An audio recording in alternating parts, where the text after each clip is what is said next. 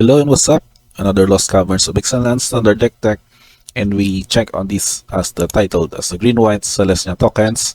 I referenced this build from several previous results posted in MTG Arena tournaments and also local events, face-to-face events, and other maybe some deck tech websites for MTG that we can have this one as our main strategy reference. But what I emphasis here is having this card as one of our still trump cards in the deck, while we also explore some new cards from Lost Caverns of Ixalan that we can add for this one. So particularly this is just still not really sort of a mini update for this build, but nevertheless we're just going to explore this one if we can still have this one as a potential top tier deck for the upcoming LCI or Lost Caverns of Ixalan standard metagame. So quick rundown, we have 21 creatures, 13 enchantments, only 2 instants, and the rest are just basic lands. So we can check here, we have 4 copies of the Gala Greeters. So this is now State of New Capena rare that is somewhat a default card component for this kind of build, because it's ability that can benefit several triggers whenever another creature enters the battlefield under your control. So having this consumption counters added, gaining life, creating treasure tokens would also benefit us to ramp us into our bigger threats and other card options in this deck. So along with that 4 copies, we have 4 copies of Pollen Shield Hair. This is from Wild Soul Drain. This is mostly composing to that of hair raising ability for the adventure. You're gonna have your target creature gains vigilance and +6 +X as a relevant damage for X the number of creatures you control, or you can just hard cast this one for 2 cost 2/2 and have this anthem effect to get your other creature tokens +1/+1 as an added pop. Now for the setup, we need to have to generate as many tokens as possible so that our regal Bonicorn will be very relevant threat in attacking early on. And most of these that can benefit or have us to get to these many non-land permanents as possible is these 4 copies of Resolute Reinforcements. So this is not only a flashy 2 cost for generating a 1/1 treasure token, but also satisfy our other cards which we are going to discuss in a bit, which you can see here below in this lineup. So that with the 4 copies of Resolute Enforcement, we have a copy of King Darien. So King Darien here would also not only have a buff to your other creatures, but also a good mana sink in the late game in case you have extra 5 mana to put a counter on this, and also create this awesome +1/+1 and 1/1 white soldier creature token.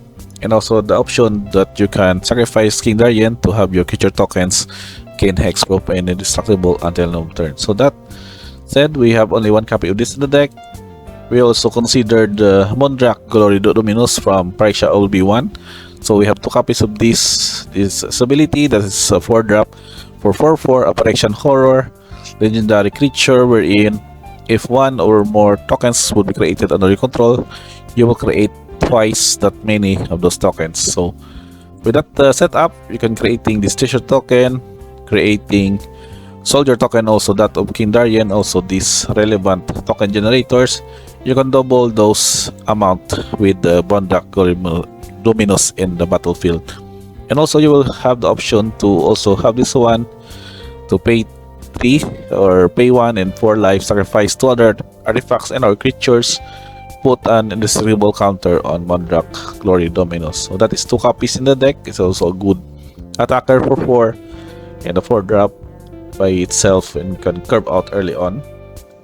We also have considered a copy of Elisnorn Mario Machines. This is also from Praxia OLB1. So this is your other options here, that it is a Vigilance 4/7. It has its passive ability that permanent entering the battlefield that causes a triggered ability of a planet you control to trigger. That ability triggers an additional time. So that also said, triggers of Gala Greeters, triggers of Resolute Enforcements, and other relevant triggers such as Shreddside and also of this one. So that would benefit you and also can do some slight luck to your opponent by having their permanence in the battlefield doesn't cost abilities or permanence your opponent's control could trigger. In a way, we only have one copy of this, so these are just situational setup, but would really benefit us more as we get to play this one in untap with Elishnord in play. And also our new inclusion here is from the Lost Caverns of Ixalan, the god, I can say is the white god. It is Odgertak, Deepest Foundation. It's a 6 to cast for 6.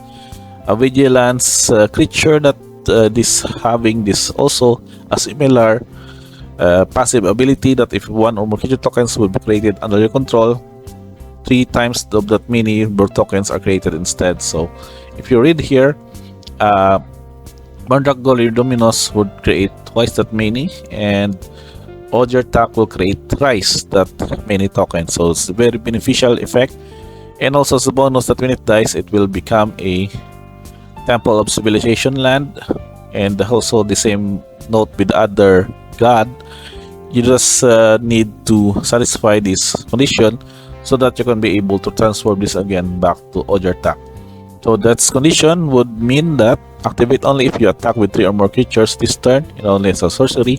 So given that you have several token generators in the deck, you can just basically have this one trigger or activation to transform to satisfy as well as possible. And for our enchantments, that is 13 enchantments. We have a lot of token generations set up for this deck. So we have Shelves Hive, that is 2 copies, generating 1/1 Cruel Desperation might artifact creature token, and also losing 1 life. But the usual rate to generate this card is that once you get your opponent corrupted, as long as they have 3 or more opposing counters, creatures you control with toxic have lifelink. So in a way, you can also gain life in this process in the setup, which can also mitigate your lose 1 life. And to take note, and Galgrisius could also get you to gain 2 life, which can also nullify the Shelves Hive's ability. Next, we'll have 3 copies of the Huntsman's Redemption. This is also another saga card from the Wilds of Drain set.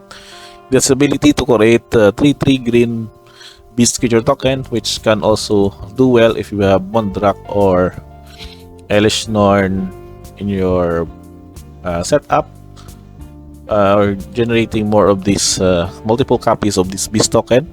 But the good thing is that you can also have the second lore counter ability, wherein you will sacrifice a creature if you do sorcery berry for a creature or basic land and reveal it, put it in your hand. So in a way, you can tutor for any of these options of this Phyrexian Horror, Praetor, God, or that of King Darian to get you the needed creature in certain scenarios. And also as a bonus, you can just have this one to add to 2 target creatures gets +2 and gain trample at the end of turn, which is also another added damage given that you are an aggro deck setup, and the more efficient damage as possible is beneficial for this kind of archetype.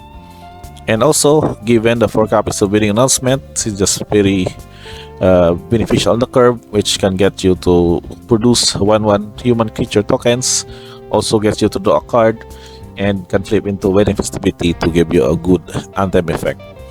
And last but not the least, for our enchantment is 4 copies of Virtual Loyalty. This is also another option to pump up your board, whereas also creating additional night tokens with early of Iron Veil Fealty. So that is 4 copies of Virtual Loyalty to get you going on your curve. And last but not the least, for the instance, before we go with the lands, are 2 copies of Get Lost. I think this would be the good inclusion here in this deck because of the solid spot removal to destroy a creature, an enchantment, or planeswalker. And these map tokens would not be really relevant unless there are certain scenarios that you can have this one for your opponent to get them the advantage. But most probably, you can still get rid of their best creature, enchantment, or planeswalker to get you the board advantage. And last but not least, our lands. We have several setup, which are the usual kind of basics added for this deck. So Brushland for the Pain lands, Channel lands, Iganju, and Boseju. Also 4 copies of Overgrown Farmland, that is the slow land for this deck, and We have also considered one Mirex as a sort of a mana producer, or also a good source for creating tokens in the late game.